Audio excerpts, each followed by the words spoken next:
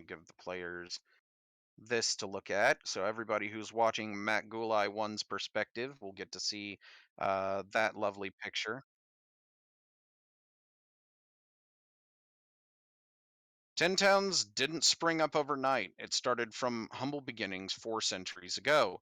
Immigrants from all over Faerun came here in search of escape or adventure and built a modest trade post atop the hill where Bairn Shander now stands. One by one, settlements sprung up on the shores of Mare Dualdun, Lac Dinishare, and Redwaters. One of these is not like the other. The ever present threat of orcs and other monsters compelled the poorly defended lakeside towns to turn Bernshander from a modest hilltop trading post into a walled town capable of defending all of 10 towners and if and when the worst comes. Most of the towns contain trace evidence of immigrant cultures that birthed them. The evidence is carved into the houses, statues, and other fixtures. For example, the dinosaur carvings on the older buildings of Goodmead remind folks that many of its original settlers were Chultan. Residents of Tin Towns tend to remain indoors when they're not working, since it's so frightfully cold outside, which gives each settlement a deathly quiet aspect. Most people who venture outdoors are bundled up in so much cold weather clothing as to barely be recognizable, and they don't stand around long enough for the cold wind to get the better of them. Auril's winter spell has caused the population of 10 towns to dwindle and has heightened rivalries that have simmered for years, turning neighboring towns against one another as competition for resources becomes increasingly intense. The alliances of 10 towns won't hold if the mounting tribalism continues to threaten the common good. Life off the lakes. Most of 10 towns, except for Shander, are built on the shores of 3 big lakes. The largest population of knucklehead trout is in Mare Duldun, the deepest of the lakes, Redwaters. The shallowest lake almost completely freezes in winter, making fishing there difficult. Lac Dinishare catches the worst of the winds, blowing off the Reghead Glacier to the east and thus has the roughest waters. Small thermal vents at the bottom of these lakes keep them from freezing completely, even in the coldest of winters. Tin Town's fishing boats are simple affairs. The smallest are rowboats and single masted skiffs that require careful handling to avoid capsizing. Not you, skiff, different skiff. Larger twin masted cogs and keel boats with single decks handle the wind and waves better. These ships fly the flags of their towns and provide fish for the whole community, not for any individual fisher.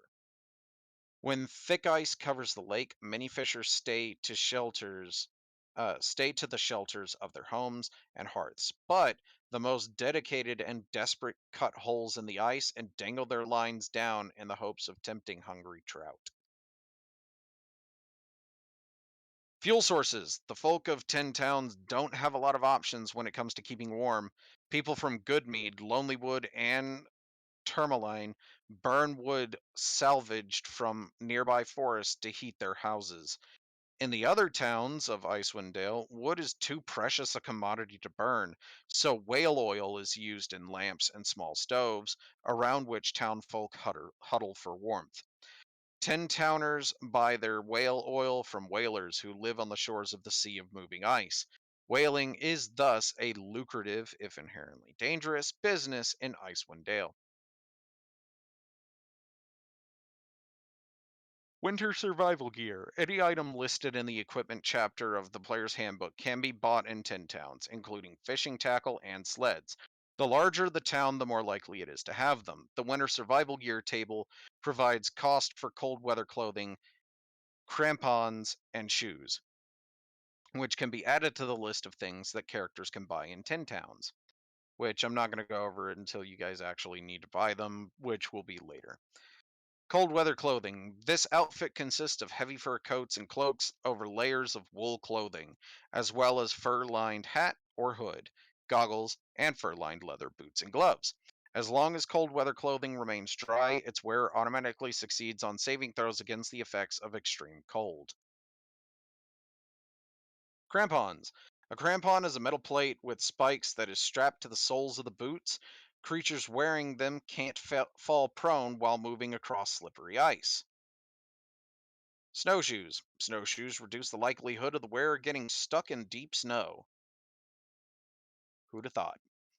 Getting around Tin Towns. Most Tin Towners travel from town to town on foot. Those who need to transport more goods than they can carry use wooden sleds pulled by dogs or domesticated axe beaks as pack animals. Such things can be bought and sold in every Tin Town's settlement. Dog sleds. Empty dog sleds cost 20 gold, weigh 300 pounds, and has room on the back for one driver. A sled dog, use the wolf stat block, costs 50 gold and can pull 360 pounds.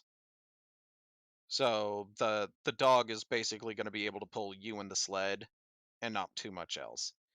Sled dogs must take a short rest after pulling the sled for an hour, otherwise they gain one level of exhaustion.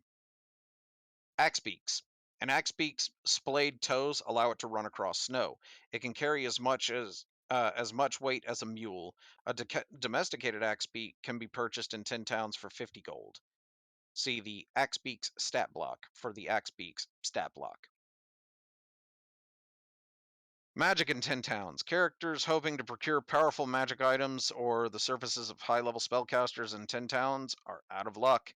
At best, they might be able to find common magic items for sale or friendly druid priests or mages who can cast spells on their behalf.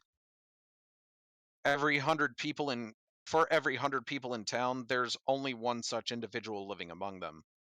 Magic items and magical services available to 10 towns are summarized below. If an item or spell is not covered here, assume there is no friendly NPC who can sell or cast it.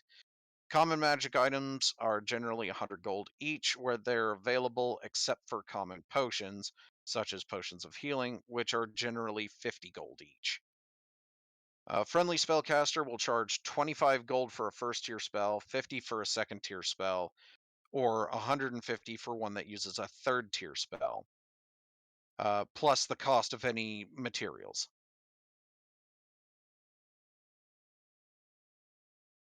Snowflake ratings. All right, let's see. There are three snowflake rating systems to help you quickly differentiate the settlements of 10 towns. Each town is rated in terms of its friendliness for the services it offers and its comfort. The more snowflakes, the better the rating. Um, Residents in a three snowflake town are friendly and helpful, and by and large, uh, are friendly and helpful by and large. Conversely, a one snowflake town is full of unhelpful, unfriendly folk. A two snowflake town has a mixture of both. For services, a three snowflake town is where characters are most likely to find services they need. Two snowflakes is a much narrow selection, and characters will have trouble getting services provided in a one snowflake town. Comfort. Characters can find decent food and drink as well as warm beds in a three snowflake town. A two snowflake town might have a small tavern plus an inn with drafty rooms to rent, but a one snowflake town will have cold sheds or attics where the characters can crash for the night, and that's about it. This part I'm going to go over because it's going to become apparent relatively quickly when things start to happen during the campaign. So it's not a major spoiler for anything currently. Sacrifices to Auril. The desperate people of Ten Towns, hoping to appease Auril so that summer can finally return to Icewind, make sacrifices to the Frost Maiden on nights of the new moon. This is a relatively new practice that started a little over a year ago when it became clear that Auril was angry and summer would not return anytime soon. The town speakers have unanimously agreed to honor these practices, which they consider necessary evils, but would end them in a heartbeat if Auril were to be appeased or dealt with in some other way. The nature of the sacrifices varies from town to town, but usually takes one of three forms: humanoid, food, or warmth. Humanoid. Uh, Bryn Shander, East Haven, and Targos hold lotteries in the afternoon before the new moon. The unlucky person whose name is drawn is sacrificed at nightfall. The ill-fated soul is stripped bare and either tied to a post or sent into the tundra to die. Accusations of rigged lotteries are common, but usually not acted upon. I volunteer as tribute. Food. Smaller towns that can't afford to give up people give up their food instead. A day's catch of knucklehead trout is strung up on a wooden rack a mile outside of town to be claimed by Yeti and other creatures that embody Aril's wrath. Warmth. Towns that can't bring themselves to give up their people or their food forsake warmth for a night. No fires are lit between dusk and dawn, forcing locals to share body heat for warmth. Anyone who dares light a fire is savagely beaten. The Council of Speakers. Each town is an independent settlement that elects a leader or a speaker to represent its interest at a meeting of the Council of Speakers, which are infrequent and take place at the council hall in Shander. These meetings are called to discuss matters of shared interest and to settle disputes between towns. Alrighty then.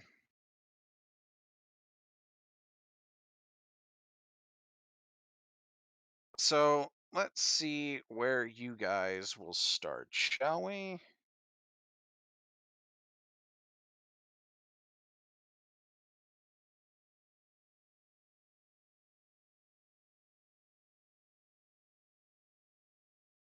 Generally, visitors are told the rules by the speakers when they enter. All right, so you guys will be coming into Care Denval, which don't worry, I will be Wait, do you have a map for like all fixing. 10 towns?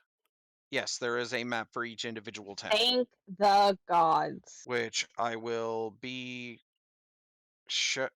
Wait, that. Okay, sure. There you go.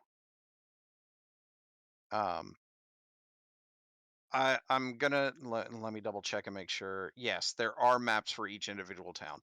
So I will be that because there are maps and then there are like picture maps.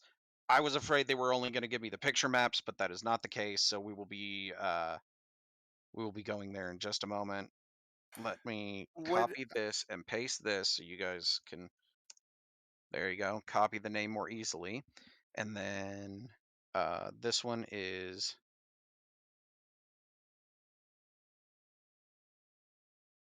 okay. Look, we So only have Tyranny of Dragons this notes. Can one. you add a Rhyme of the Frost Maiden notes? I absolutely will in just a moment. Because apparently there's a lot of stuff for me to click and do. Okay. Why do you have. Okay. Oh. Of course. Of course. Of course. All right. So this. Um, let's see. So really quick. New text channel. Icewind Dale. There you go. Okay. Minimize. Um,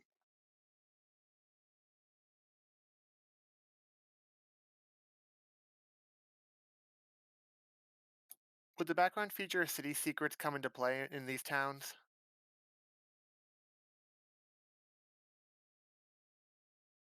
Potentially. This is actually where a lot of the secrets would come to light anyway. No, city secrets, the actual background feature of it being an urchin. Oh. I can try. Anyone I lead, or if I'm traveling on my own, or anyone I lead, we can traverse through to any location in the town twice as fast. Yes. For the purposes of traveling between these areas, it does not affect it, but inside the towns, the individual named areas, it does. So, like going from Care Denval to Bryn Shander, you would not get it, but while you are traveling in Care Denval or inside of Bryn Shander, you would. Okay. All right.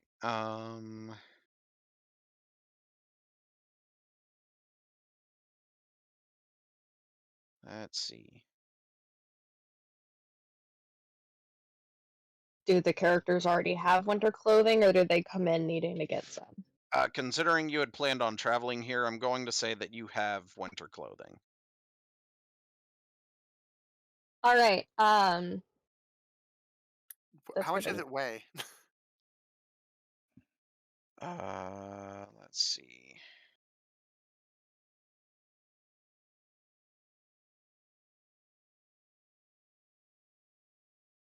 Let's see. Was it this one? Yes. Okay, so cold weather clothing is 5 pounds. Crampons are a quarter of a pound, and snowshoes are 4 pounds. So if you wanted any of those, that's what they would be. How much if you're only wearing a winter cloak?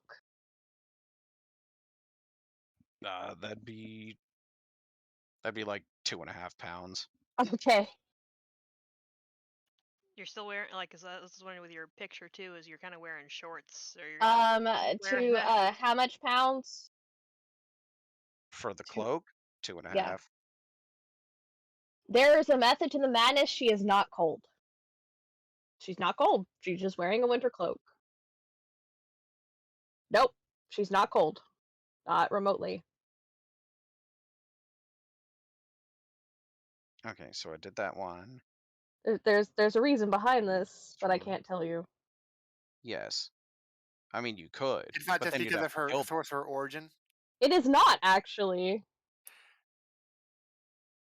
Yeah, that's actually that was one of the funny things that I was talking to her about before the stream started, but that's anyway.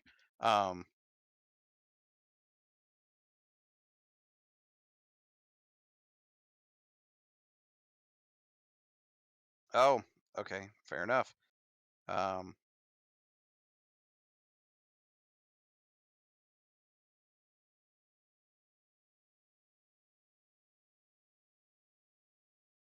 Okay, so in Care Denival, the inn is known as the Buried Treasures Inn, which again I will be doing a thing.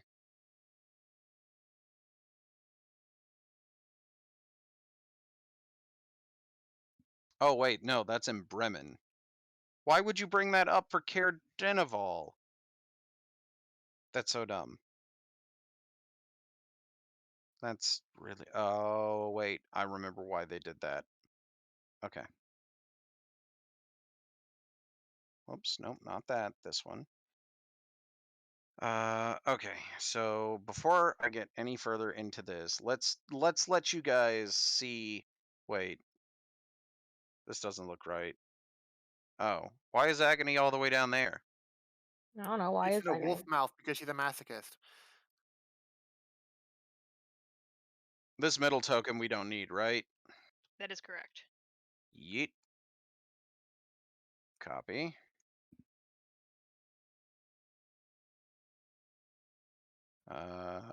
Let's see. Ugh, all this stuff is in my way.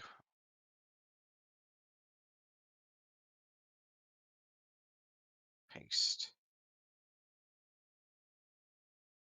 Shrinky dink. Shrinky dink.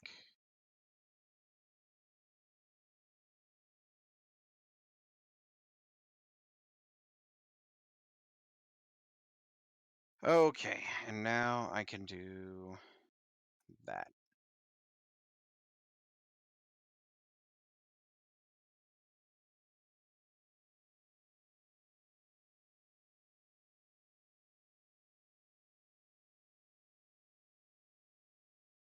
So this place here is the end. I hope. Please be called. Okay, it's Denev's Rest is what that place is called. Is there a reason why there's two skiffs? Oh, I didn't see that put there are already that one. tokens. I didn't zoom in that close.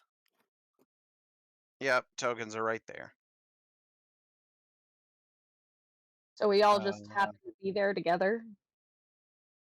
I put you there mostly because I remember at least two of you are supposedly arriving by Yes. ship.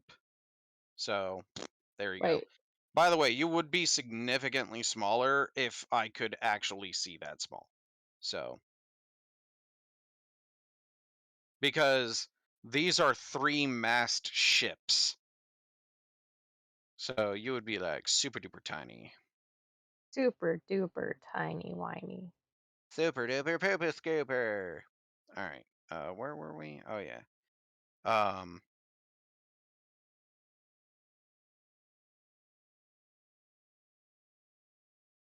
Oh yeah. I already gave you that, so we're good.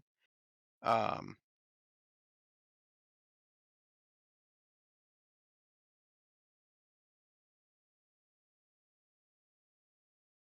So according to this, friendliness is 2, services and comfort are 1 and 1. So this is just a really great really great starting location. But I wasn't sure too, with my backstory of being the entertainer, that they are I'm already familiar with here, or that I've because you mentioned being somewhere for 3 years prior, so I like that I'm, unlike everybody else who's just That in. that was only if you wanted to use the background hook. You don't have to. It makes my life easier though. Well, there you go. All right. So So are you letting her be familiar with Tin Towns? Uh, I will at least let her be familiar with Care Denval. Cara Denval? Okay. Yep. So this place.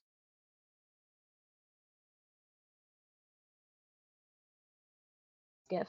Huh. All right. Fair enough. Um. Oh, even with writing, Skiff isn't exactly talkative. Let's see. He would if he could verbally talk, he would talk about as much as an edgelord does, which isn't Man, much, that's a right? lot of talking. Right? Yeah. Yes. Okay. Denev's Rest is the inn, but at the south end of town is Care Deneval's Inn, a drafty old building with boarded up windows and a crooked weather vane shaped like a rearing dragon. The place has been out of business for just about a year. Great. So Skiff would not have known that because he like barely came home. Yeah. Yes.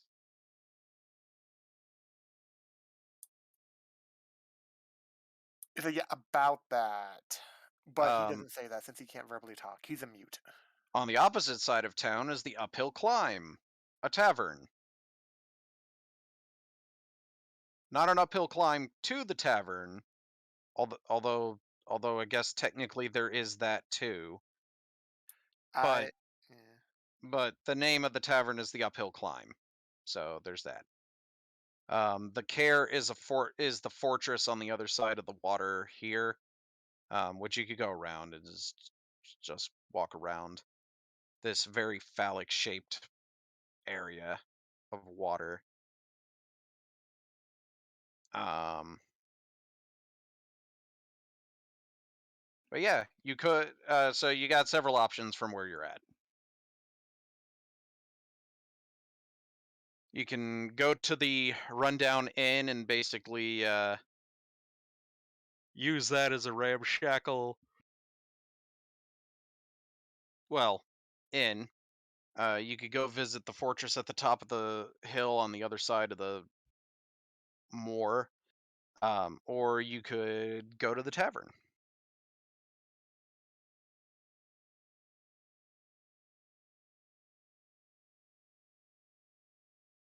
If that's what Skiff leads. Frost will follow where Skiff leads.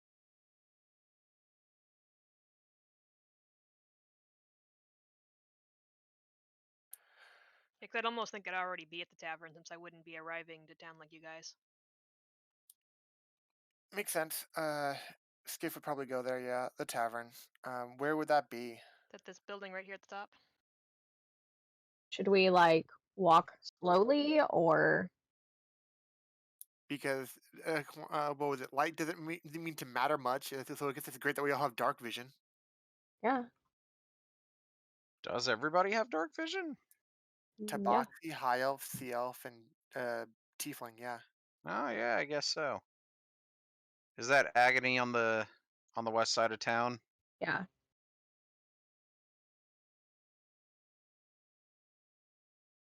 Fair enough. All right, cool.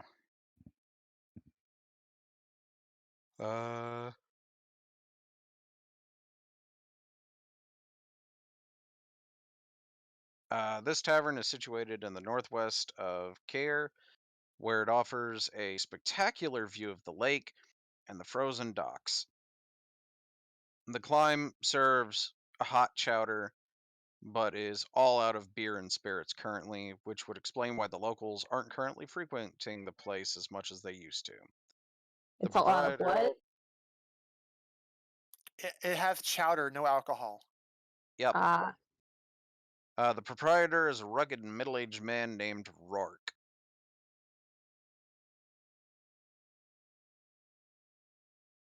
Huh? No, no. There you go. That's his name. Don't wear it out. Um, Rourke blames the cursed winter and the closing of the East Haven ferry for business woes. Um, although he has spare rooms with empty beds, he claims to have no available guest accommodations. If you're looking for a place to rest, he suggests you go to Care, uh, that is to say, the fortress at the top of the hill. He can't guarantee that the speaker Crannox Seaver's attendance will welcome you with open arms, given how sick the speaker has been of late. Copy and paste. Of course, you guys don't know he doesn't have rooms, but he basically says he doesn't have any available.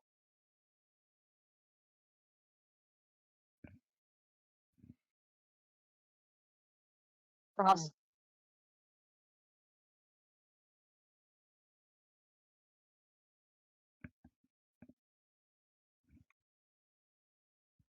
Yeah, because I'd already be there and I'd be trying to perform. Fair enough. Performing how? He's a dancer. Neat.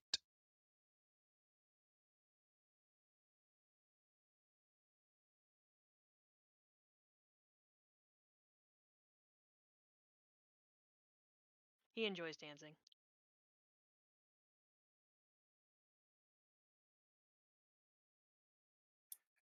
Upon entering, Skiff wouldn't really write anything to Frost. It would just be one of those small arm openings of like, uh, and here it is. I guess whatever you see in front of you is what it is, kind of thing. Frost goes, "This is lovely. Well, let's go in and I'll order us something."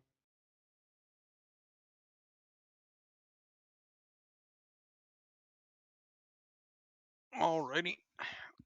It is 5 copper for the chowder. Per person? Per person. Yeah, so ordering the Skiff chowder. Skiff motions that he's basically flat broke. Yeah, she orders 10 silver worth. That's a That's a lot of lot. chowder. Yeah. I mean, it was copper, right? I'm trying to figure out. Yeah. I have 10 gold. It's how many silver and 10 then how silver many? to a gold, 10 copper to a silver. Okay. So you would be left with 9 gold, 9 silver If you for said it was 10, ordering yeah. 2. Yeah. So she does that. She pays for their food. Neat. She's not gonna leave her new friend to starve. So she's like, "Is there not any ale?" Hasn't been for a long time. Stupid winter's preventing people from getting here, bringing the good stuff.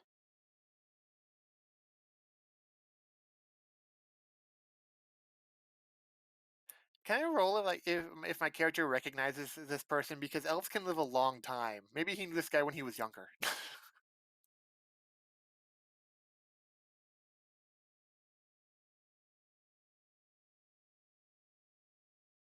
Even if he did, times are currently pretty rough, so they aren't even making exceptions for Oh no, friends. not like for free stuff or anything. Just not like that. It's just for the sake of recognizing people or having contacts.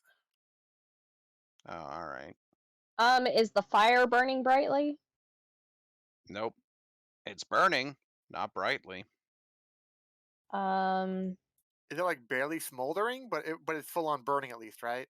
It's burning enough to create dim light, but not much more than that, despite what looks like should be a raging fire. It gives the area immediately next to the fireplace a cozy look, but everything else looks gaunt, drawn shadows, kind of a spooky, abandoned vibe to the rest of the place. does anything look like it needs to be fixed?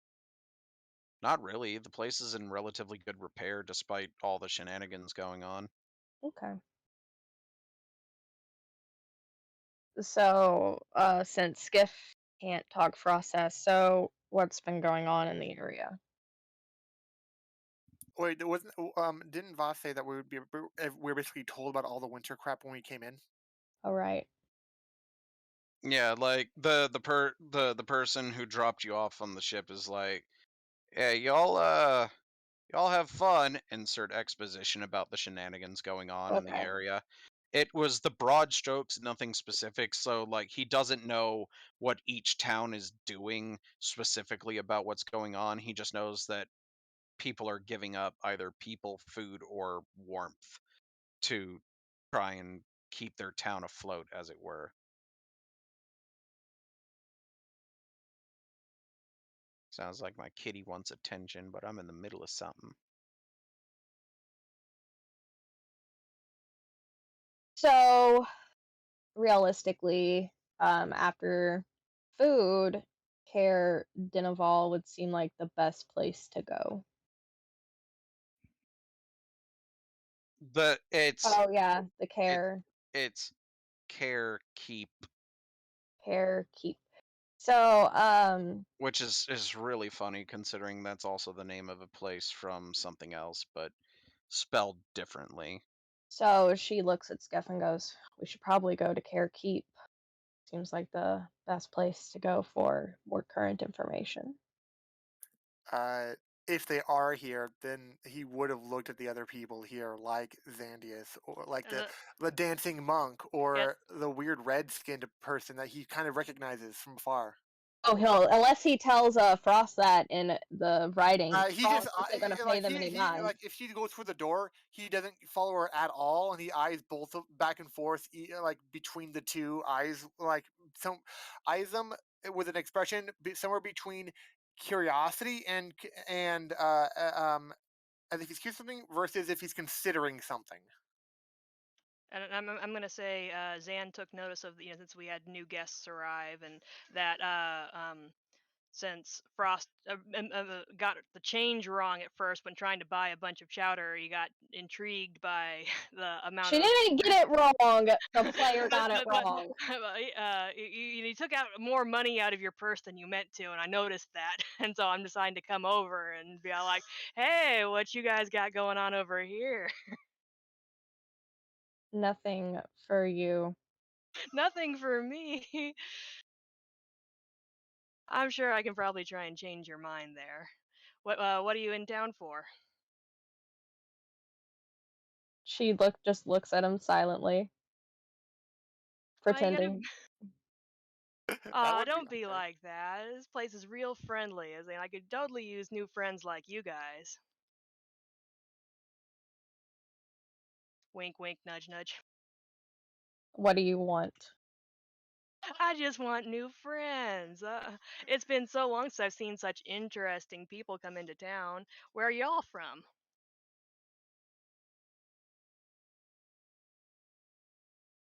The Dalelands. You're being awfully cold to me right now, giving me the cold shoulder. Why can't you be more friendly? Liven up a bit, warm up to me. I'm real nice.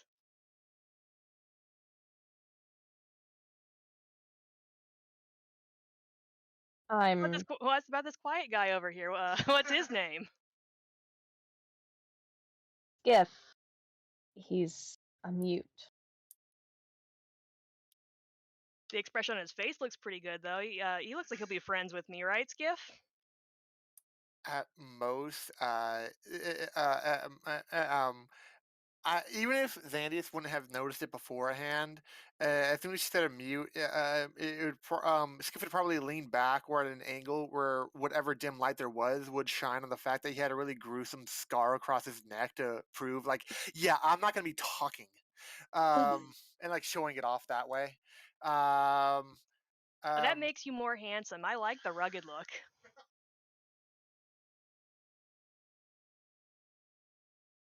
What would he as a expression he'd be change one of to? those. He'd be one of those things where it's like he rolled his eye out of resignation, where it's like this person's so energetic, they're probably going to do what they want, no matter what I want, and Uh, no matter what I want. So whatever, let's yeah, just go along with it. Frost is like kind of doing the same like face palming. Like, if you want, we're going to go to the Cairn Keep to inquire about some things. I guess if you want to go with. Oh boy, that sounds fun. I'll totally join you guys. And literally, as those two have that exchange, he just walks over to the Redskin person, like across the tavern, to confirm whether he knows the person or not.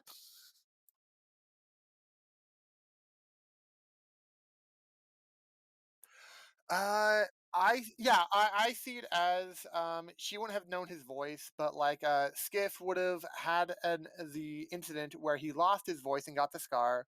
It was a period of time where she would have joined the boat, found herself or her direction, and then left.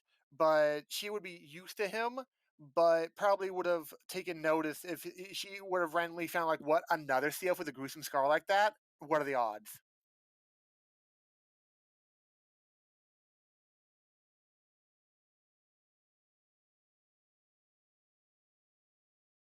It's one of those shrugs. It's like, what do you want me to say? Kind of shrugs. What do you expect me to say?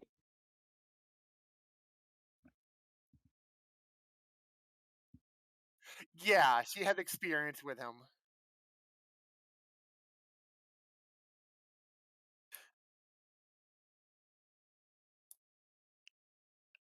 Roughly the same kind of shrugging, but as far as communication goes, she's used to his um, generalized, mostly vague expressions. Or if he ever needed to do anything from the crow's nest, he seemed to always have a mirror with him to like reflect light at different places to help give indicators for that. But otherwise, he's kind of annoying to talk to, unless you're into that kind of not talking much kind of personality. Wouldn't it be not talking to, but talking at? Kind of. Well, it's not like he can't understand what people are saying. Yeah, but it's also not like he can respond. Not readily.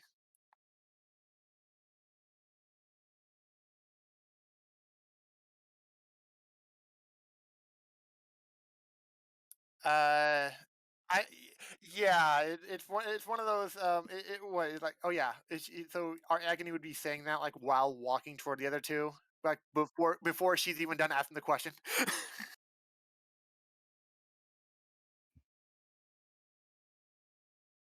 It's Ross just like overwhelmed, like who are these idiots? Frost is like, who's that now? You would hear quick scribbling as you see like Skiff like going like quickly over to the fire to make sure he has a little bit more light than dark vision would provide, but would come back with basically a really quick summary of the fact that from his perspective, Agony used to be on the same ship as him and Gale, but Agony was on the ship before Gale had come on and left, like had been on and left before Gale had come on. Okay. So she's like, ah, you were on the Raven's Grace.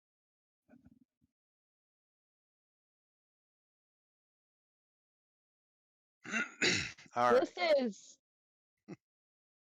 this is, I guess, Flirty McFlirt Pants or whatever his name is, and Hello, we I'm Zandia Salagio, and I'm hoping to make friends here. What's your name, red person?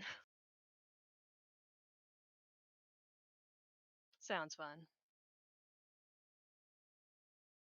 If that's what you're into. It Maybe is I what am a little it is bit. what Agony's into. Frost just eats her freaking food. Try to be like, how did I get here? Making one of the few sounds he can that isn't actual talking that he's learned that he could still make. He's like heaved a heavy sigh, which is one of the few things that could ever hint at what his voice could have been at one point, but no one has any idea by this time. Speaking of chowder, I have some clam chowder downstairs. Now I'm hungry. Great for you. Yeah.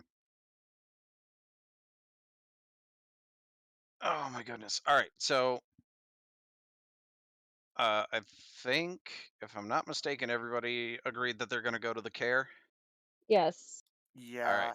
even if Frost is So kind of reluctant. before we do that, I will say that this is going to be the last thing we do because the next section is a whole bunch of shenanigans. We Uh, literally get an hour of play. Got it. yeah. Well, there's a lot of Um, prep to this. yeah. This had a lot more setup than initially uh either of the other two campaigns, actually, because the other two are like, let's get in it and do it. This had a lot of rules that had to go over, and I wanted to make sure that everybody was privy to those rules before we actually did anything. That way we I wouldn't can get people still trying to believe. backseat gamers. With that said, though, I am going to read the description of this thing, and then we will pick up next week with everything that happens after everything that I said. Um, so you guys head out of the inn and down the. Okay, do you have a? Yes. Okay, you head the down the path, or I guess up the path to the south to the top of the hill. It'll be a hill. Um, a sturdy stone castle devoid of warmth and ostentation squats atop the cliff overlooking the town and the frozen harbor. Warding the castle entrance are thick, battle hardened wooden doors. Four cylindrical guard towers have wind worn flags bearing the town's heraldry fluttering above their tiled, conical roofs. These towers are connected by icy battlements and parapets. Atop the castle walls and within the guard towers, torches flicker. Um, let's see. There was one more thing.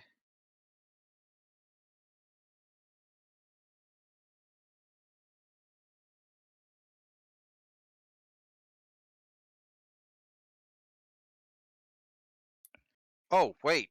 Now I remember what it is. It was this, wasn't it? I don't need this right now. I don't need this right now. Yes. Do I still have? I do. Nice.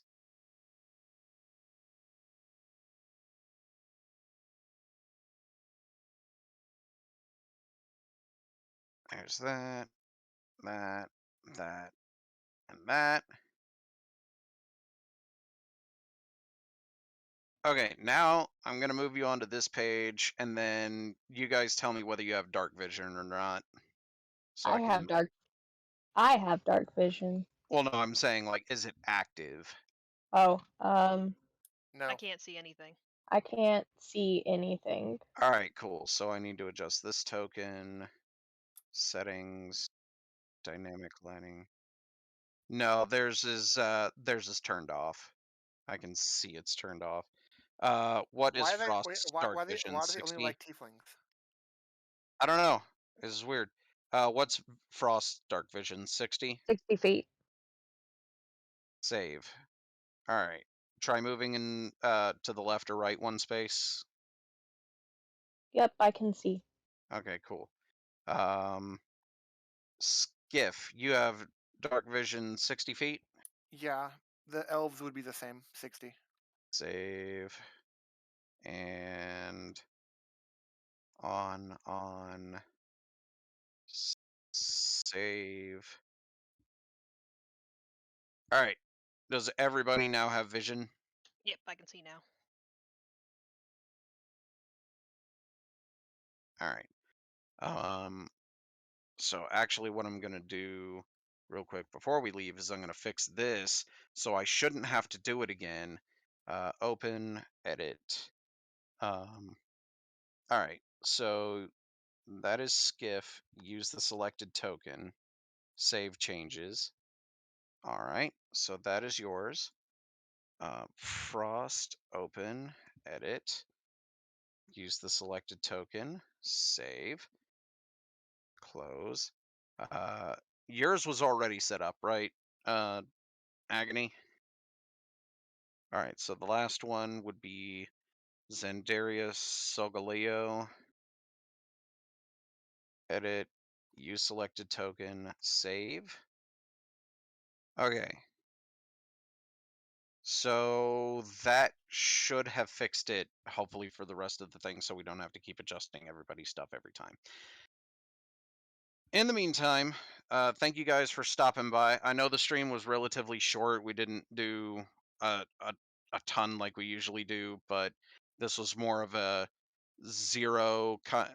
session zero introduction kind of thing with a little bit of role play to get into it. So next week we will be doing a lot more, hopefully. Um, so stay tuned for that, and then I should have more of my Pokemon Crystal series at some point in the future. In the meantime, I hope you guys stay well, and we will see you next week. Bye bye.